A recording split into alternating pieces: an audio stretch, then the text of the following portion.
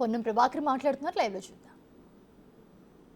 Doctor Babasaheb Ambedkar గారు, ఆ పక్కనే దేశానికి ఉక్కు మహిళగా ఉన్న ఇందిరాగాంధీ గారు, ఆ పక్కనే ఆర్థిక కోవిదుడు, ఆర్థిక శాస్త్రవేత్తగా భావించే పివి నరసింహరావు గారు, ఇటు పక్కన అమరవీరుల యొక్క స్తూపాలు, ఎదురుగా అంబేద్కర్ గారి సచివాలయం.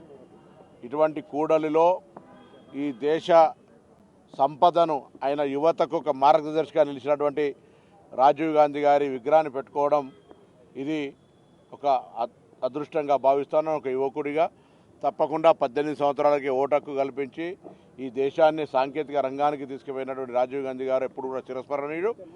అటువంటి విగ్రహం ఏర్పాటు చేసే సందర్భంగా అనవసరపు రాజకీయ చర్చ చేయొద్దని, ఎవరికైనా ఇంకా ఏదైనా ఇంతకంటే మంచిగా చేయాలనుకుంటే హైదరాబాద్ మహానగరంలో వాళ్ళు ఏమైనా చేసుకోవచ్చు.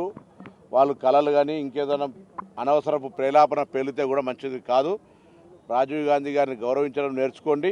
రాజీవ్ గాంధీ గారి చరిత్ర తెలుసుకునే విధంగా ఆ మాట్లాడుతున్న వాళ్ళకు రాజీవ్ గాంధీ గారి ఒక పుస్తకాన్ని కూడా పంపిస్తాం, జీవిత చరిత్రది. కానీ తెలంగాణ తల్లి విగ్రహం ఏర్పాటు చేయాల్సిన ప్లేస్లో రాజీవ్ గాంధీ ఎందుకు ఏర్పాటు చేస్తున్నారు? రాజీవ్ గాంధీ ఇప్పుడు తెలంగాణ తల్లి విగ్రహం వచ్చిన తర్వాత దీన్ని ఊల్చేద్దాము. అరే ఎవడి దమ్ముంది టచ్ చేసి చూడమని చెప్పు. అధికారం లేకపోతే కూడా కాంగ్రెస్ ఏమన్నా బలహీనపడే పార్టీయా, లేకపోతే అధికారంలో వాళ్ళు ఏమన్నా శాశ్వతం అనుకుంటున్నారా?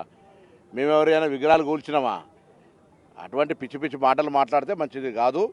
మర్యాదగా 10 సంవత్సరాలు అధికారంలో ఉన్నటువంటి ప్రభుత్వాన్ని నడిపిన వ్యక్తులుగా గౌరవపూర్వకంగా మాట్లాడాలి. కూలగొడతాం తొలగొడతాం అంటే అంతకంటే ఎక్కువ చేయగలిగే శక్తి కాంగ్రెస్ పార్టీకి ఓటు పెట్టే అవసరం నేర్పేది.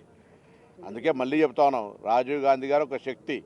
కాంగ్రెస్ పార్టీకి సంబంధించినటువంటి ప్రతి కార్యకర్త కుటుంబ సభ్యుడిగా భావించుకున్నటువంటి విగ్రహంకు దగ్గర కూడా దరిదాపలు కూడా ఎవరు రాలేరు. కానీ ఈరోజు తెలంగాణ తల్లికి సంబంధించి 10 సంవత్సరాల ఆన్ పార్ విత్ సెక్రటరీ కట్టంగా ఎవడన్నా అద్దన్నాడా?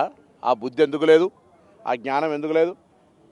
దాని కొరకు ఆలోచన చేయకుండా ఇలా మేము బాజాప్తా డాక్టర్ బాబాసాహెబ్ అంబేద్కర్ గారి సచివాలయం ఎదురుగా డిసెంబర్ 9 నాడు దాన్ని కూడా ఆవిష్కరించుకోబోతున్నాం, తెలంగాణ తల్లి విగ్రహాన్ని. మీకు ఆ సోయిందో లేదో, మాకు ఆ సోయింది బరాబర్ మేము చేస్తాం. మాకు ఎవరి పట్ల వివక్ష లేదు. తెలంగాణ కోసం పోరాడిన వాళ్ళ పట్ల బరాబర్గా మాకుండబడేటువంటి కమిట్మెంట్, వాళ్ళని గౌరవించుకోవడానికి తీసుకునే అంశాల లోపల ఒక తెలంగాణ ఉద్యమకారుడిగా తప్పకుండా అటు తెలంగాణ అమరవీరుల పట్ల కానీ తెలంగాణ ఉద్యమకారుల పట్ల కానీ మా ప్రభుత్వం పూర్తి నిబద్ధతతో ఉంటుంది. వారందరినీ సముచిత స్థానంలో సముచిత సమయంలో గౌరవించుకుంటామనే మాట మరొక్కసారి మీ ద్వారా తెలియజేస్తా ఉన్నాను.